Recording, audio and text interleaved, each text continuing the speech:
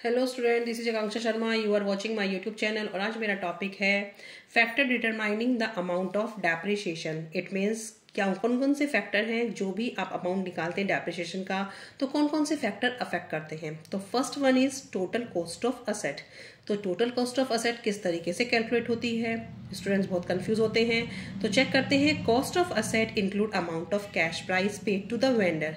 जो भी आप कैश प्राइस पे करते हो वेंडर को जिससे हमने असेट खरीदी है, कमीशन और ब्रोकरेज ऑन परचेज, जो भी हमने ब्रोकरेज पे किया परचेज करते वक्त, legal charges like legal charges tax, कोई भी लीगल चार्जेस लगे हैं या फिर कोई आपने टैक्स पे किया है वो सब, ट्रांसपोर्टेशन कॉस्ट, लाने ले जाने में जो भी ट्रांसपोर्ट में खर्चा हुआ, ट्रांजिट इंश्योरेंस, ट्रांजिट मीन्स एक इधर से सामान उधर जाने में जो भी टूट फूट हुई है कुछ भी उसका इंश्योरेंस करा रखा था वो, प्लस इंस्टॉलेशन कॉस्ट।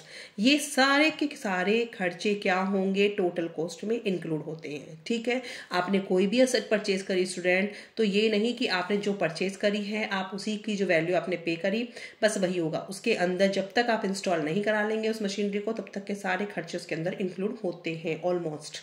तो cost of asset equal to cost of purchase plus freight plus installation cost. जो कॉस्ट ऑफ असेट में क्या क्या आता है, जो कॉस्ट परचेज करते वक्त दी, प्लस फ्रैट। फ्रैट क्या होता है, जब शिप से आप कोई भी माल इधर से उधर पहुंचाते हैं उसमें जो एक्सपेंस हुआ वो, प्लस इंस्टॉलेशन कॉस्ट। तीनों को मिला के क्या आ जाता है, कॉस्ट ऑफ असेट। आप जब भी कॉस्ट ऑफ असेट कैलकुलेट करते हैं उसके लिए आपको कुछ इंपॉर्टेंट पॉइंट्स हैं जो मैं बता रही हूँ, जिससे कंफ्यूजन रहता है कि टोटल कॉस्ट में कब क्या ऐड करना है और क्या माइनस करना है।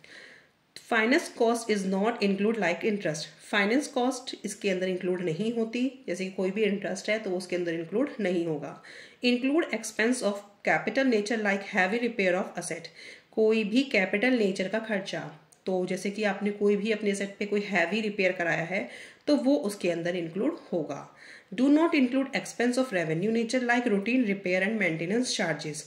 कोई भी रेवेन्यू नेचर के एक्सपेंस उसके अंदर इंक्लूड नहीं होते, जैसे कि आपने छोटे मोटे कोई खर्चे कराए हैं, कोई मेंटेनेंस दिया किया है उसके ऊपर, तो वो सब उसके अंदर इंक्लूड नहीं होता। GST paid is not included in the cost of asset. GST भी इसके अंदर इंक्लूड नहीं होता है।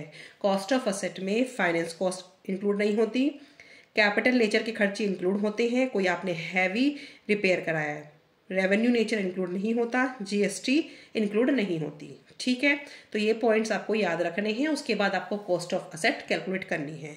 अब सेकंड फैक्टर क्या है जो आप अमाउंट ऑफ डेप्रिसिएशन को कैलकुलेट करने में क्या अफेक्ट करता है, सेकंड है estimate residual scrap value. It means आपने किसी मशीनरी को यूज करते करते उसमें अब क्या बचा है, उसकी जितने भी आपने जो उसके टूल्स थे उसको बेचने के बाद कितनी सेल से उसे कितना सेल करते वक्त उसमें कितना आपके पास पैसा आया, तो वो सब स्क्रैप है कि जो यूज से खत्म, उसका यूज खत्म हो चुका, तब तो क्या उसमें टूट फूटी बची है बस वो, तो वो भी इफेक्ट करता है कि डेप्रिसिएशन कैसे लगाना है। तो वो एक फैक्टर है जो इफेक्ट करता है। It is the estimate sale value of the asset at the end of the its economic life.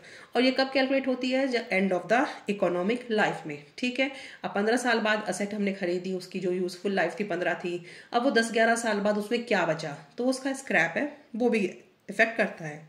Second है यूजफुल और economic life of the asset. Economic life का क्या मतलब है कि आपने किसी मशीनरी को इंस्टॉल कराया, उसने प्रोडक्टिविटली क्या क्या प्रोडक्ट प्रोड्यूस करे, ठीक है, उसने कितना काम किया अपनी उस लाइफ में। अब लाइफ उसकी 15 थी बट उसने 11 ईयर तक अच्छे से काम किया, तो वो एक एस्टिमेटिक यूजफुल लाइफ थी उसकी।